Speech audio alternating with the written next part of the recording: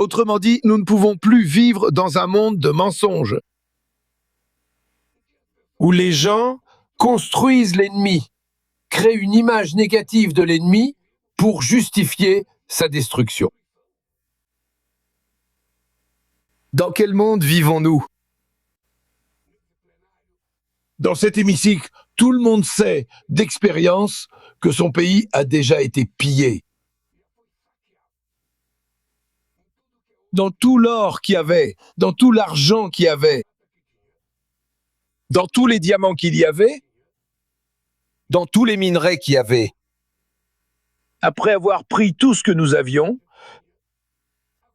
maintenant ils veulent être propriétaires des minéraux critiques et des terres rares que nous possédons. Je vois la Bolivie là-bas, je vois le chancelier de la Bolivie, c'est-à-dire ils ont déjà pris presque tout de la Bolivie. Maintenant que la Bolivie possède des minéraux critiques, c'est la chance de la Bolivie, c'est la chance de l'Afrique, c'est la chance pour l'Amérique latine de ne pas accepter d'être seulement un exportateur de minéraux pour eux. C'est-à-dire que ceux qui veulent viennent s'installer et produire dans le pays, afin que nous ayons la chance de développer nos pays. Nous l'avons déjà fait, nous avons été colonisés, nous avons mené la lutte pour l'indépendance, nous avons déjà conquis la démocratie, nous avons déjà perdu la démocratie. Maintenant, ils veulent encore nous coloniser. Alors, camarades, je ne pouvais pas manquer cette réunion. Je suis arrivé ici à 2 heures du matin pour tenir cette réunion. Parce qu'il faut que nous relevions la tête. C'est pas possible. Personne ne peut se croire le propriétaire des autres pays. Qu'est-ce qu'ils font subir à Cuba en ce moment?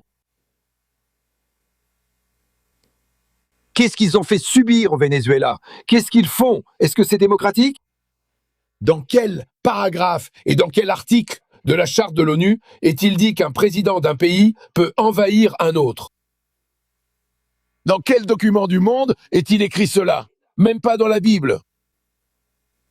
Il n'existe rien qui permette que cela se produise. Est-ce l'utilisation de la force et du pouvoir pour nous coloniser à nouveau? Autrement dit, nous n'aurons aucune chance maintenant que nous avons découvert que nous possédons des terres rares, que nous avons découvert que nous possédons des minéraux critiques, maintenant que nous pouvons aspirer à faire un saut de qualité dans la production de carburants alternatifs. Autrement dit, il faut que nous puissions crier haut et fort pour ne pas permettre que cela se produise dans d'autres pays, comme cela s'est déjà produit récemment à Gaza. Et autrement dit, je n'oublie jamais mes amis et mes amis. Qu'en décembre 2002, j'avais déjà été élu président de la République du Brésil. Et le président Bush m'a invité à aller à Washington pour discuter avec lui. J'avais pas encore pris mes fonctions de président. Et il voulait que je participe à la guerre en Irak. Je lui ai dit, Monsieur le Président, je ne connais pas Saddam Hussein. L'Irak se trouve à 14 000 kilomètres de mon pays. Je ne suis jamais allé en Irak. Pourquoi faire la guerre contre lui? Lui! Pourquoi détruire pour reconstruire? Parce qu'à l'époque, on m'a proposé, si tu participes à la guerre, les entreprises brésiliennes aideront à reconstruire l'Irak. Maintenant, pourquoi est-ce que je détruirais pour reconstruire? Si on construit, qu'on construise. J'ai dit à lui, le président Bush, je ne participe pas à la guerre d'Irak. Ma guerre, c'est contre la faim de 54 millions de Brésiliens qui n'ont rien à manger. Et cette guerre, je vais la gagner. Et j'ai gagné la guerre. En 2014, nous avons éradiqué la faim au Brésil. Aujourd'hui. Quand je suis revenu à la présidence de la République, il y avait déjà 33 millions de personnes qui souffraient à nouveau de la faim. Et en seulement 2 ans et demi, nous avons de nouveau permis à 33 millions de personnes de ne plus souffrir de la faim. C'est cette guerre que nous devons mener pour éradiquer la faim en Afrique, en Amérique latine, pour éliminer l'analphabétisme, pour mettre fin au manque d'électricité. C'est cette guerre que nous devons mener. C'est pourquoi, pardonne-moi, chère vice-présidente, je ne pouvais pas m'empêcher de dire cela. Quand l'ONU va-t-elle convoquer une réunion extraordinaire pour que nous décidions quel est le rôle des membres du Conseil de sécurité? Pourquoi ne le renouvelle-t-on pas? Pourquoi n'ajoute-t-on pas plus de pays au Conseil de sécurité de l'ONU? Je suis, en tant qu'être humain, en tant que démocrate et en tant que président du Brésil, je suis indigné par la passivité des membres du Conseil de sécurité, qui n'ont pas été capables de résoudre le problème dans la bande de Gaza, n'ont pas été capables de résoudre le problème en Irak, n'ont pas été capables de résoudre le problème en Libye, n'ont pas été capables de résoudre le problème en Ukraine, n'ont pas été capables de résoudre le problème en Iran, c'est-à-dire tout se résout par la guerre. C'est-à-dire celui qui a le plus de canons, le plus de navires, le plus d'avions, le plus d'argent, se croit le maître du monde? Quand allons-nous dire que c'est pas normal? Quand allons-nous dire, vous savez, que nous voulons retrouver une relation civilisée entre les nations? Que nous n'allons pas permettre la fin du multilatéralisme et que nous allons garantir que seule la paix peut permettre au monde pauvre de se développer. Qu'est-ce qu'une guerre produit? À part la mort et la destruction?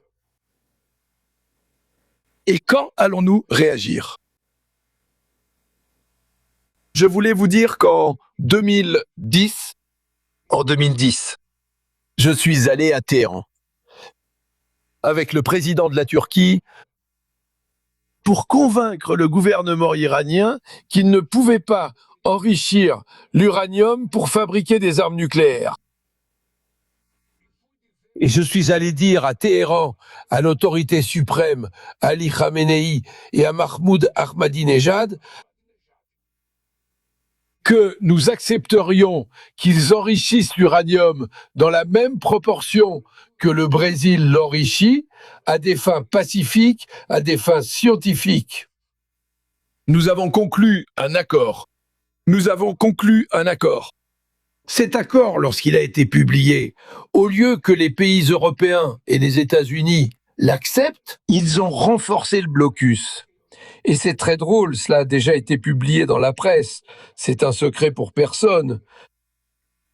J'avais reçu une lettre du camarade Obama disant que si Ahmadinejad acceptait cet accord, tout irait bien.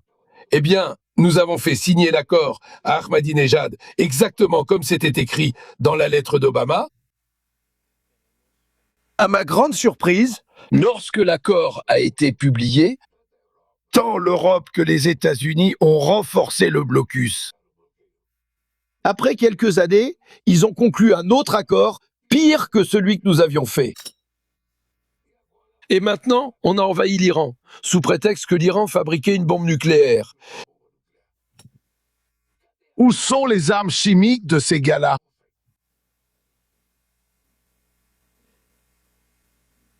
Regarde la vision.